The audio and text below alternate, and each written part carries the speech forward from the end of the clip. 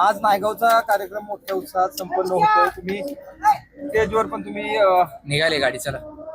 बोललात बऱ्याच गोष्टी याबद्दल. काय सांगाल एकूण कार्यक्रमाबद्दल? नाही, आजचा कार्यक्रम जो आहे, सन्माननीय मुख्यमंत्री आले, त्याच्याबरोबर अनेक मंत्री आले, सातारचे 4 मंत्री आणि इतर मंत्री सुद्धा.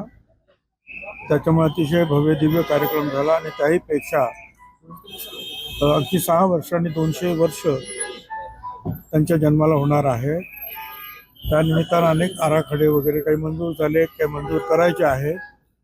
तर त्या कामाला गती देण्याचं काम जे आहे निश्चितपणे केलं जाईल आणि ते करावं असे आदेश सुद्धा मुख्यमंत्र्यांनी स्टेजवरूनच सर्व अधिकाऱ्यांना दिले. 10 एकर जागेमध्ये जिथे NDA आपल्याला संरक्षण प्रबोधिनी मुलींसाठी तयार करायची आहे, त्याच्यासाठी ताबडतोब जागा उपलब्ध करून द्या हे सुद्धा त्यांनी सांगितलं. आणि 134 कोटीचा जो आराखडा जो हायपॉवर कमिटी सेक्रेटरी त्यांनी मंजूर केला, तो सुद्धा ते मुख्यमंत्र्यांच्या कमिटीमध्ये मंजूर करणार म्हणून त्यांनी सांगितलेलं आहे. त्याच्यामुळे नायगावच्या विकासाला आणि ह्या जन्मस्थळाला अधिक झळाळी प्राप्त होईल. त्याच्यामुळे आनंद आहे. साहेब, अजितदादा आज दिसले नाहीत कार्यक्रमामध्ये, आले नाहीत, काय बोलणं झालं? कारण मला माहित नाही ते कुठे आहेत. ते मुंबईत आहेत का मुंबईच्या बाहेर कुठे आहेत काही कल्पना.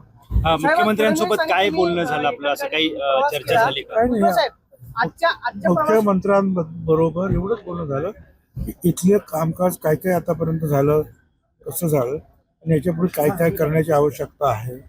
पुण्यामध्ये जे भिडेवाडे अनेक महात्मा फुले वाडावचं काय काम करायचं आहे त्याची त्यांना माहिती दिली आणि ते त्यांनी सांगितलं की मी ताबडतोब आपल्या नाराजीवर काय चर्चा झाली का मुख्यमंत्र्यांबरोबर प्रवासादरम्यान? आज नाराजीचा काही प्रश्नच नाही. आज आनंदाचा दिवस आहे. सावित्रीबाई फुल्यांचा जन्मदिवस आहे. आज सुरुवातीला फडणवीसांनी तुमच्यासाठी शेरोशायरी सादर केली आणि शेवटचा एक शेर जो होता तो नक्की कुणासाठी होता, काय अर्थ घ्यायचा? तो प्रत्येक जण जो काम करतो आहे कार्यकर्ता, त्या सगळ्यांसाठी तो शेर लागू आहे. प्रत्येकाने आपापलं काम करत पुढे जावं, आपोआपच लोक तुमच्याबरोबर येत जातात.